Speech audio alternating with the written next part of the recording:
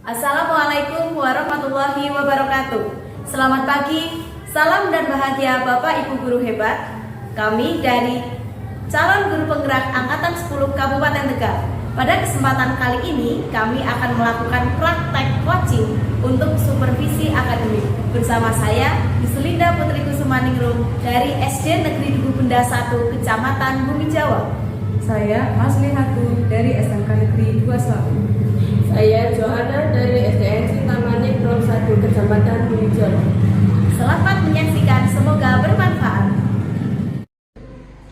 Assalamualaikum Bu Yuslinda, bagaimana kabarnya? Waalaikumsalam Bu Johanna. Alhamdulillah baik Bu. Bagaimana Bu Johanna? Baik juga Bu. Alhamdulillah. Kegiatan ini ada beberapa hal yang ingin saya tanyakan dengan Bu Yuslinda.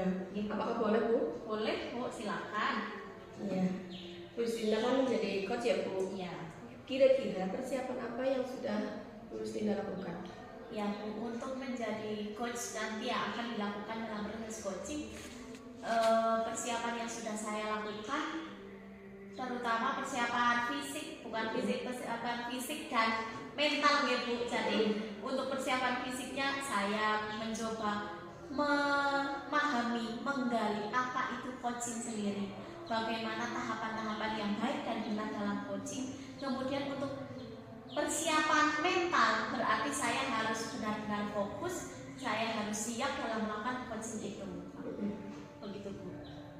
Iya. Untuk coaching nanti, kira-kira kompetensi apa yang ingin dikembangkan Bu Yuslinda? Nanti untuk kompetensi coaching yang ingin saya kembangkan itu ada 3 Bu. Yang pertama, present atau kehadiran penuh, kemudian mendengarkan aktif dan mengajukan pertanyaan berbobot. Begitu. Oh, okay. Berarti kompetensi yang ingin dikembangkan itu yang mana ya tadi? Oke. Untuk kompetensi yang ingin dikembangkan ada 3 Bu. Tadi yang pertama present.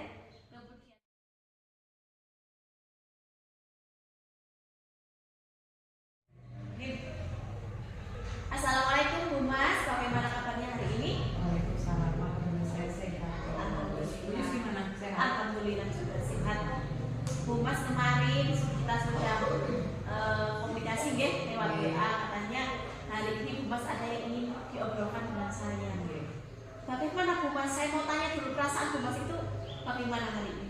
Alhamdulillah hari ini saya sembuh dan bersemangat. Ya, kira-kira nanti kalau Bu Mas sudah senang, sudah semangat, kepingin ngobrol apa Bu hari ini dengan saya? Begini Bu, saya pengen ngobrol nih, istilahnya saya pengen mencari solusi. Ketika pembelajaran itu anak-anak itu di tempat saya itu lebih semangat, lebih antusias itu pada saat mereka itu pembelajaran dengan menggunakan gadget, apakah itu pakai HP, apakah itu pakai menggunakan laptop komputer nih, daripada pembelajaran yang ada di kelas manual seperti biasanya. Padahal kan tidak semua materi harus pakai gadget seperti itu. Ada materi yang harus pakai kertas seperti itu. Oke, jadi permasalahan Bu Mas ini menghadapi siswa Bu lebih senang pakai gadget daripada yang manual. Padahal nggak semua materi itu kan masuk. Begitu. Nah, kalau ketersediaan gadget sendiri di sekolah Bu Mas bagaimana? Kalau ketersediaan gadget sendiri, siswa-siswi itu memang diperbolehkan menggunakan gadget selama dalam pembelajaran. Jadi kalau misalnya di luar pembelajaran itu boleh pada saat istirahat. Seperti pembelajaran pun ada bapak ibu yang mempersilahkan menggunakan, ada yang tidak. Kemudian laptop juga ada. Jadi alhamdulillah kalau sarana prasarana ada. Berarti dari siswa bisa menggunakan gadget, kemudian dari sekolah juga menyediakan lab, berarti ada keterkaitan ya Bu antara keinginan siswa dan ketersediaannya seperti itu. Tetapi kadang menurut Bu Mas sendiri nggak semua materi itu bisa masuk ke gadget. Tetapi dari obrolan kita siang ini, menurut Bu Mas harapan Bu Mas itu bagaimana? Harapan saya itu saya bisa menyelenggarakan sebuah pembelajaran itu yang tetap penuh semangat, penuh antusias, sekalipun mau berbasis IT ataupun manual.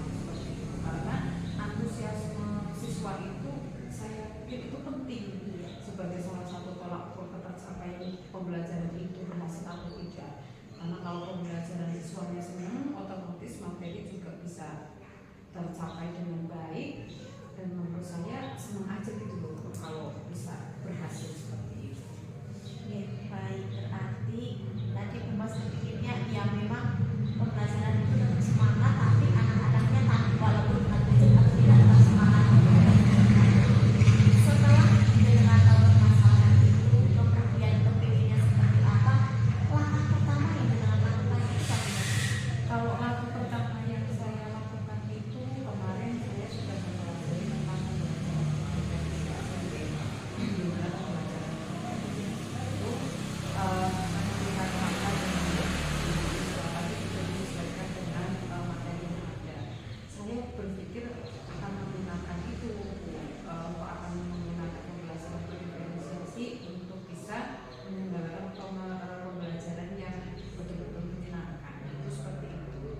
Terus saya pengen belajar lagi tentang itu dan berusaha untuk mengimplementasikannya sedikit demi sedikit saja dulu seperti itu. Jadi langkah awal tadi dari Mas itu pembelajaran berdiferensiasi. Sekarang saya tanya sedikit Bu, jika jenengan melakukan pembelajaran berdiferensiasi sebagai langkah awal, itu kira-kira posisi jenengan itu skala 1 sampai 10, jenengan itu ada di posisi berapa? Kalau saat sekarang itu saya masih 6 Bu. Masih 6. Karena saya itu menyelenggarakan pembelajaran itu masih berpikir bahwa yang penting materinya rampung, seperti itu. Anak-anak ketika diberi pelajaran kondisinya bagus, kondusif seperti itu, dan ketika dilaksanakan asesmen itu sudah ada yang tercapai atau melampaui titik tercapaian itu sudah lebih dari 50%. Itu saya sudah menganggap pembelajaran itu sukses. Saya tidak melihat prosentase yang kecil itu yang saya lihat itu tidak gitu. Jadi saya tidak melihat secara keseluruhan. Yang penting ada yang mewakili sudah hebat, sudah bisa selesai. Jadi dari rentang skala 6 itu kepinginnya jenengan memberikan atau melakukan pembelajaran yang penuh semangat tanpa atau dengan gadget, itu jenengan kepingin naik ke skala berapa? 9. Kenapa kok 9 tidak langsung 10? Nah, kalau itu betul, kalau misalnya 9 itu karena ini dari 6 ke 9 ya, kalau menurut saya itu lumayan, dan saya membutuhkan effort atau usaha yang sangat keras seperti itu. Saya juga melihat nanti bagaimana siswa yang saya hadapi, jadi saya masih berpikir 9 nanti, jadi saya masih ada semangat untuk bisa Biasa sekali Bu. Mas tadi sudah menjelaskan panjang pada saya. Nah, untuk mewujudkan itu dari skala 6 sampai 9 itu menurut jenengan itu sudah punya kemampuan apa? Modal dasar apa yang sudah jenengan miliki seperti itu? baik.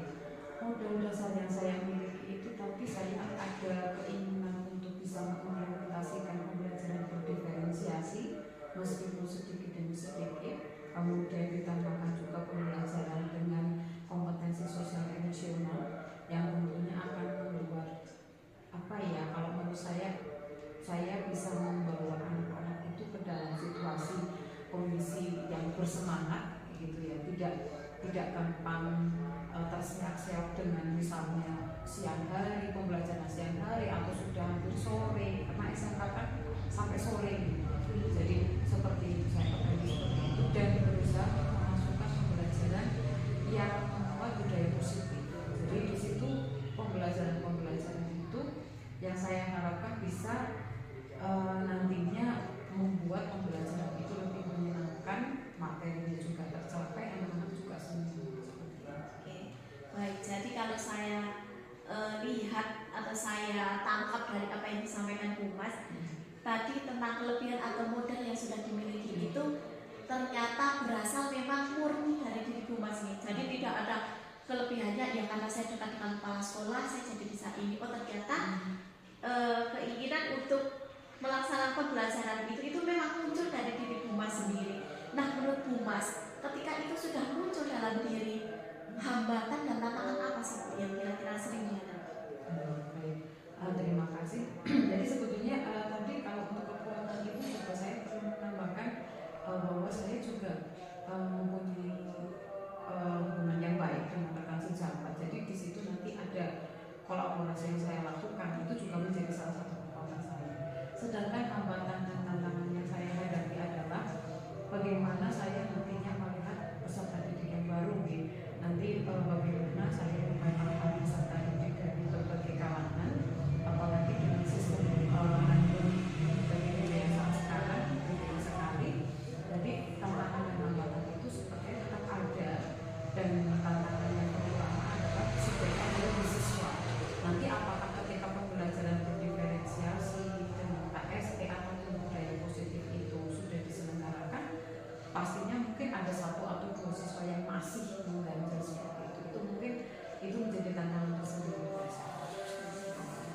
Oke, tadi sudah saya dengar tentang kekuatan jenengan, hambatannya seperti apa. Kira-kira rencana aksi apa yang akan jenengan lakukan untuk mengatasi hambatan dan tantangan tersebut, juga sebagai rencana aksi untuk mencapai apa yang akan jenengan tadi capai rencana aksinya. Baik, kalau rencana aksi sendiri saya ingin sekali yang pertama itu berkoordinasi dengan kepala sekolah. Artinya ketika kita membuat program, saya menyampaikan kepada kepala sekolah apapun yang terjadi, bapak kepala sebagai pemangku kebijakan nih, bapak kepala yang berhak untuk memberikan kebijakan terhadap kami. Nanti saya akan berkoordinasi dengan beliau, meminta masukan dan juga arahan.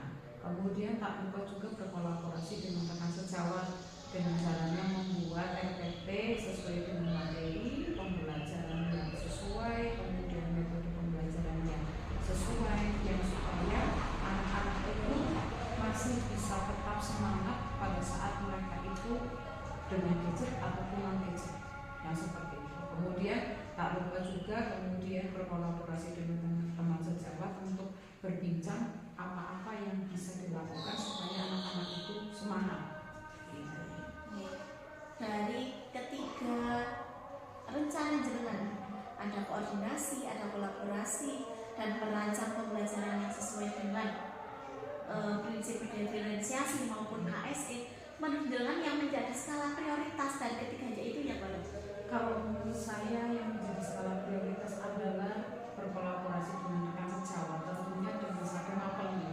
Karena di situ kami menemukan berbagai macam kegiatan dari menyusun RPP bareng, menentukan pembelajaran, materi pembelajaran yang sesuai, kemudian berdiskusi bagaimana cara menyelesaikan berbagai masalah. Itu saya anggap sebagai prioritas. Karena dengan teman-teman sejawat yang satu mapel itu lebih sering bertemu daripada dengan bapak kepala sekolah. Jadi lebih nyambung gitu ya Bu, Lebih enak seperti itu. Kira-kira untuk rencana jenengan ini untuk pelaksanaannya, jenengan ingin pelaksanaannya kapan? Baik, untuk pelaksanaannya sendiri saya ingin secepatnya nih, karena ini sudah mau tahun ajaran baru dan kemudian bapak juga kemungkinan berada di sekolah juga sering seperti itu, makanya di sini. Tetapi tetap saya memprioritaskan dulu dan berhasil dulu, nanti baru ketika ketemu dengan bapak ada bapak baru saya sampaikan koordinasi seperti itu. Jadi secepatnya itu mau dilakukan untuk kolaborasi terutama kepada rekan sejawat. Menurut jenengan untuk langkah awal, kalau menurut saya kan ada beberapa guru yang mungkin semapel, ada yang mendukung, ada yang lah buat apa sih saya buat sendiri juga bisa tanpa berkolaborasi. Bagaimana nantinya jenengan menyikapi jika ada permasalahan seperti itu? Baik, perbedaan itu mesti ada. Iya. Karena kita banyak kepala, banyak pemikiran, banyak kepentingan juga. Saya akan mengedepankan sistem kolaborasi ini, berbicara dengan hati ke hati, berusaha untuk mengerti apa yang beliau rasakan gitu.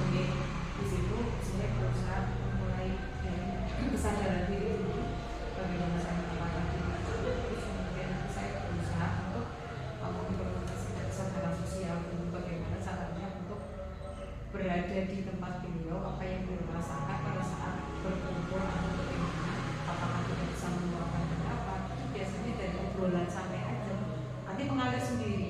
dia ketemu sendiri.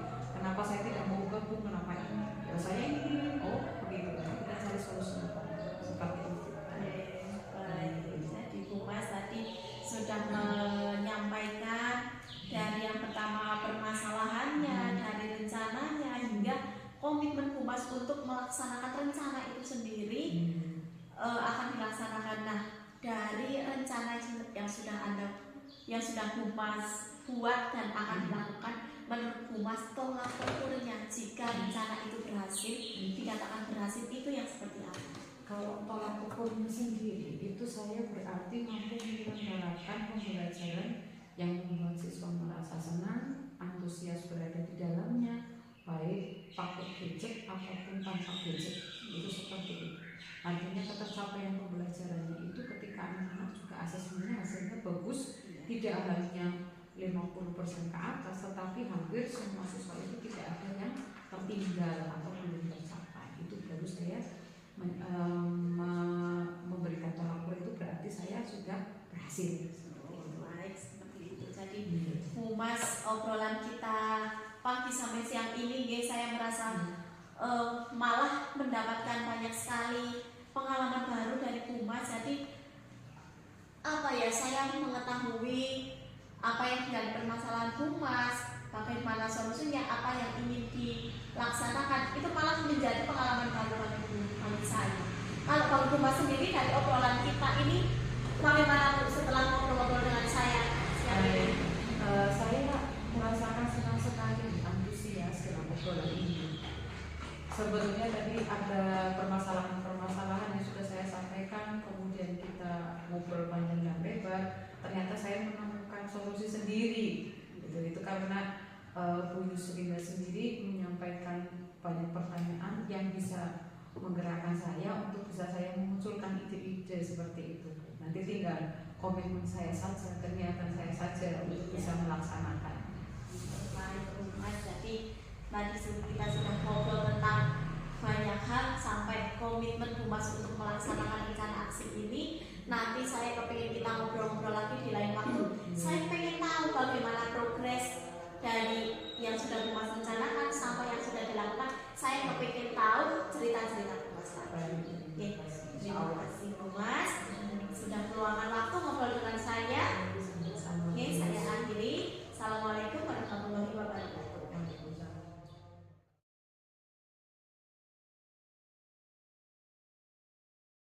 Saya sudah melihat Bu Yusrinda melakukan kegiatan coaching. Bagaimana hasilnya Bu? Alhamdulillah Bu. Tadi di hasil coaching ini menurut saya sudah indikator yang ingin saya capai itu sudah tercapai Bu, karena si coaching ini sudah menemukan sendiri solusi dari permasalahan yang beliau hadapi. Jadi saya tidak memberikan solusi, tetapi saya memancing, istilahnya memancing, memberikan pertanyaan agar si coaching ini menemukan sendiri solusinya. Oh, alhamdulillah ya Bu, kalau begitu tadi langsung kita analisis ya Bu, pencapaian potensi yang sudah disampaikan tadi.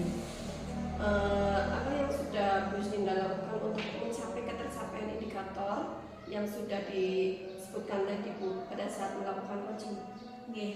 Yang sudah saya lakukan untuk melaksanakan ketercapaian indikator, tentu saja saya berusaha melakukan coaching sesuai dengan alur yang benar, yaitu alur kita. Kemudian saya juga memperhatikan kompetensi ketika melakukan coaching. Yang pertama ada kehadiran penuh, di mana saya harus hadir penuh pada saat itu. Kemudian mendengarkan aktif ini tentu saja saya lakukan dengan tetap fokus mendengarkan cerita-cerita dari coaching, tidak tercabang pikiran saya kepada yang lain, kemudian mengajukan pertanyaan yang berbobot. Jadi itu pun yang sudah saya lakukan. Ya, tadi juga saya sudah mengamati ya Bu, panjenengan itu sudah mendengarkan secara aktif, kemudian sudah hadir penuh, terus membuat pertanyaan berbobot. Setelah itu kira-kira rencana dari Bu Yusrinda yang akan dikembangkan itu apa lagi? Kalau dari saya sendiri, untuk mengembangkan kompetensi coaching yang ingin saya kembangkan adalah tentu saja mengajukan pertanyaan berbobot, karena menurut saya mengajukan mengajukan pertanyaan berbobot ini merupakan salah satu tahapan yang paling susah dalam tahapan-tahapan kompetensi coaching. Jadi ini yang harus saya asah kembali, harus saya terus latih, yaitu mengajukan pertanyaan berbobot agar ide-ide dari si coach ini benar-benar tergali. Jadi apa yang menjadi permasalahannya, apa yang ingin solusi yang didapatkan itu benar-benar tepat dan efektif. Luar biasa ya Bu. Tadi sudah saya observasi dari kegiatan coaching kali ini, itu sangat luar biasa Bu. Sebagai observer juga saya kayak mendapat pengalaman baru ya Bu. Sebagai observer itu luar biasa. Terima kasih ya Bu Dinda. Terima kasih karena sudah melakukan coaching dengan baik. Dan tetap semangat Bu. Assalamualaikum warahmatullahi wabarakatuh. Waalaikumsalam.